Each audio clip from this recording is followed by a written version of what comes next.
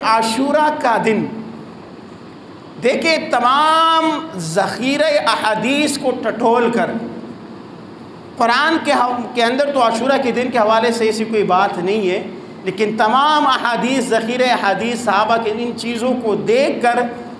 جو علماء نے لکھا ہے کہ عاشورہ کے دن صرف دو چیزیں کرنا حدیث سے ثابت ہے، ٹھیک ہے، دو چیزیں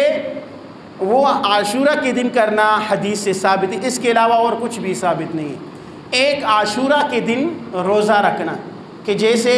کئی حدیثوں میں میں نے بیان کیا آپ حضرات کے سامنے کہ آپ صلی اللہ علیہ وسلم جب مدینہ تشریف لائے، یہودی جو ہے وہ روزہ رکھتے، آپ صلی اللہ علیہ وسلم نے کہا کہ ہم بھی رکھیں گے،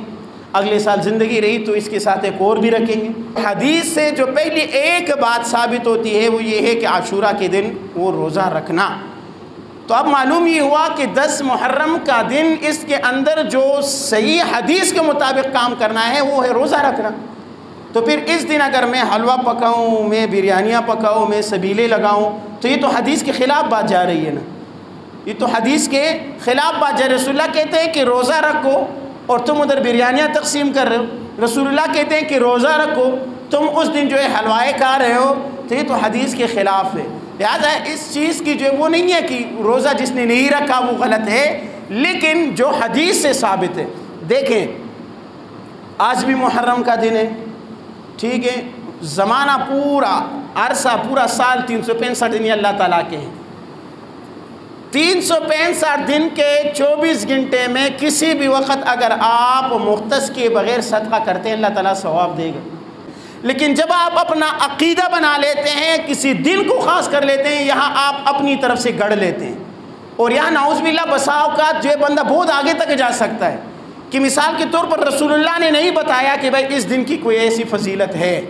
قرآن میں نہیں آیا کہ اس دن کی کوئی ایسی فضیلت ہے، اور میں پن خان بن کر بیٹھ جاؤں، میں کہوں گا نہیں اس دن کی فضیلت ہے، تو نعوذ باللہ میں قرآن سے بھی آگے جا رہا ہوں اور رسول اللہ صلی اللہ علیہ وسلم کے بارے میں عملاً میں یہ ثابت کرتا ہوں کہ بھائی آپ صلی اللہ علیہ وسلم نے یہ نہیں بتائی لیکن میں اچھا بتا رہا ہوں، تو یہ تو عملاً یہ بات ثابت ہو گیا۔ لہٰذا آپ کسی بھی دن بریانی پکائیں سب کو کھلائیں، حلوہ پکائیں سب کو کھلائیں، کسی بھی دن آپ شربت پلائیں، لیکن کسی دن کو آپ خاص کریں گے کسی کے ساتھ اور یہ سوچ کر کہ بھائی اس دن کوئی اجر زیادہ ہے، تو یہ آپ کا اپنا عمل ہوگا، آپ اپنے عمل کو جو ہے وہ کھڈے میں ڈال دیں گے،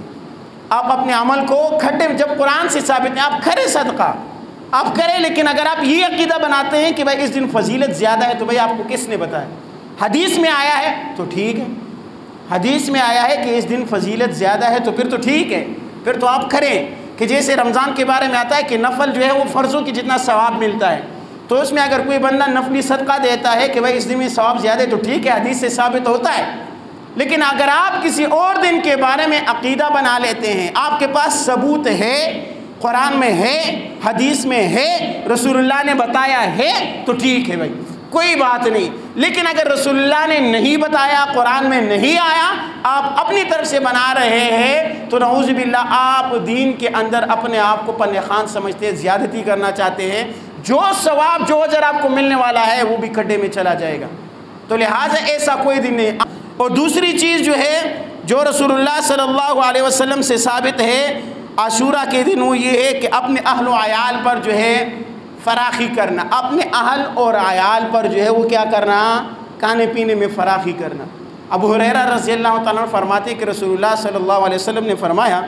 من اوسع علی عیالہ و اہل یوم عاشورہ اوسع اللہ علیہ سائر سنۃ، کہ جو عاشورہ کے دن اپنے اہل و عیال پر وسعت کرے گا تو اللہ تعالیٰ اس پر پورا سال جو ہے وہ کیا کرے گا، وسعت کرے گا، اللہ تعالیٰ پورا سال اس کو زیادہ دیتا رہے گا۔ تو لہٰذا اس حدیث کو دیکھتے ہوئے اگر آپ کرنا چاہتے ہیں تو آپ اپنے اہل و عیال کے لیے عاشورہ کے دن آپ نے دن کو روزہ رکھا، ٹھیک ہے، یا آپ نے دن کو روزہ رکھا، رات کو آپ جب افطاری کر رہے ہیں تو آپ نے اہل و عیال کے لیے جو افطاری میں فروٹ بھی لائے، چاٹ بھی بنایا، سموسے بھی بنایا، بریانی بھی بنا لی، اچھی چیزیں آپ نے کی، تو آپ نے دونوں پر عمل کر دیا۔ دونوں حدیث سے دونوں چیزیں جو حدیث سے ثابت ہیں، روزہ بھی آپ نے رکھ لیا اور اہل و عیال پر جو ہے وہ آپ نے وہ بھی کر لیا، عمل بھی کر لیا۔ لیکن آپ دن بھر جو ہے کبھی ادھر دیگ سے کھا رہے ہیں، کبھی ادھر دیگ سے کھا رہے ہیں، کبھی ادھر سے سبیل پی رہے ہیں، کبھی ادھر سے پی رہے ہیں، تو یہ تو آپ نے ایک حدیث پر عمل نہیں کر لیا۔ دوسرا یہ ہے کہ وہ چیز آپ اپنی طرف سے یا کسی نے اپنی طرف سے ڈالا ہوا ہے، آپ اس پر دونوں کی مخالفت آپ کر رہے ہیں۔ تو لہٰذا اپنے اہل و عیال پر جو ہے وہ فراخی کرنا اور روزہ رکھنا، یہ دو چیزیں حدیث سے ثابت ہیں۔ اس کے علاوہ جو لوگ محرم میں جو بھی چیزیں کرتے ہیں، دیکھیں میں آپ لوگوں کو بارہا کہتا ہوں کہ کوئی بھی بندہ مجھ سمیت آپ کو کچھ کہتا ہے کہ بھائی یہ چیز ہے، یہ چیز دین کا حصہ ہے، ماننگا کرو سے کہو کہ بھائی مجھے ثبوت دو، کہاں سے یہ چیز آپ نے نکالا ہے، مجھے ثبوت دکھاؤ، قرآن میں ہے، حدیث میں ہے، صحابہ نے کیا ہے تو دکھاؤ مجھے۔ اگر آپ کہتے ہیں کہ نہیں جی اس میں حرج نہیں ہے، نہیں جی میں نے فلاں پیر صاحب سے، فلاں صاحب سے اور فلاں کر رہا ہے، یہ دلیلیں نہیں ہیں بھائی، یہ کوئی دلیل نہیں ہے۔ جو بھی عمل کرو قرآن حدیث صحابہ رسول اللہ صلی اللہ علیہ وسلم کی زندگی کو کرو، اگر ثواب کمانا چاہتے ہو۔ اگر اپنی من کی منمانی کرنی ہے کہ میں یہ کروں گا، میں وہ کروں گا، میں ادھر جاؤں گا، میں وہ عمل کروں گا، میں یہ کروں گا اور میں یہ ثواب کے لیے کر رہا ہوں، تو نوٹ کر لو، یاد کر لو، یاد رکھو کہ آپ اپنے اس عمل کو اس سے اللہ تعالیٰ سے یہ امید رکھنا کہ اس پر مجھے عمل ملے گا، نہیں، وہ آپ اپنی منمانی کر رہے ہیں۔ اور ایک بات اور کہ جہاں پر کسی چیز میں بسا اوقات جواز کی صورت ہوتی ہے،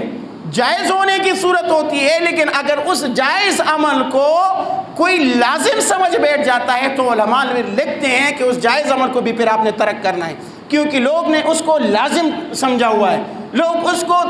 زیادہ توقع دیتے ہیں اور اس کو اٹھا کر جو ہے وہ فرائض سے اوپر لے کے جاتے ہیں۔